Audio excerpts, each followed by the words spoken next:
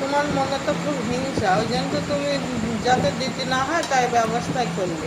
কাল কচু খাইছে তো আবার কি দেবো, তাহলে খাসির মাংস ফেল কাল কচুর কাছে খাসির মাংস আর কাল কচু খেয়ে ফেল, তাই জন্য কাল কচু খেয়ে চাইছি।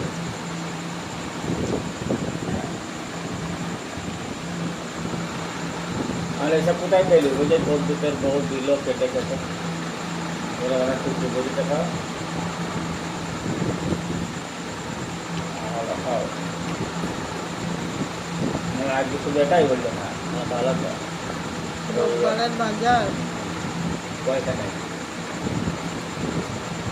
দিতে পারতে। পয়সা নেই তো কী করবো? আর এমনি আবার ভালো মন্দ করলে আবার জামাই কাটিয়ে আসছে। তুমি তো নাই দিতে পয়সা নেই। ওকে বললে দিতাম, বলে নি তখন দেবো কেন? তাছাড়া তুমি খুব মিথ্যের বই পড়া শুরু করলে। না না, সত্যি বললাম, আজকে তাই করেছে। কাল কচুই রেখেছে, কিচ্ছু লাগে না, দেখো কিছু কচুই রেখেছে।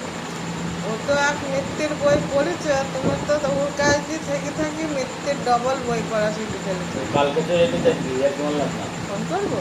হ্যাঁ, শুধু কচুই রেখে কিছু মাই দেবো, আমি তো বললাম না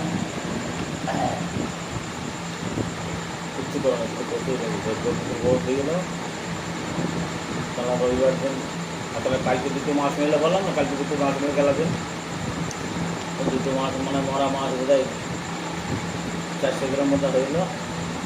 কালকে খেয়েছে ওই আমি খাইনি, সেইটা ছিল পান্তাবাদ দিয়ে ছড়ি খাই দিয়েছে মাছটা, তাই জন্য রাগ করে আর কিছু করেনি। বলেছে ডিম রাখবো, ছড়ি বলেছে না যে কাল কচু করিতে খালে ওই দিয়ে ভাত খেয়ে যেতে করে। এখন আমি যাই না, এই বলে পর্যন্ত যাই চলে আসে।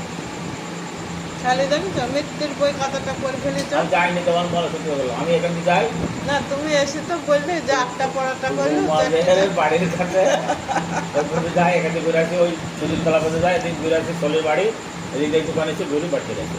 তাহলে কতটা মিথ্যের বই, আমি কালকে ফোন করি একটা ধরে পেলাম। তোমাকে তালাক করে বললাম যে পরোটা করে দেবো, তবে পা খান কি পরোটাও দুধ দিয়ে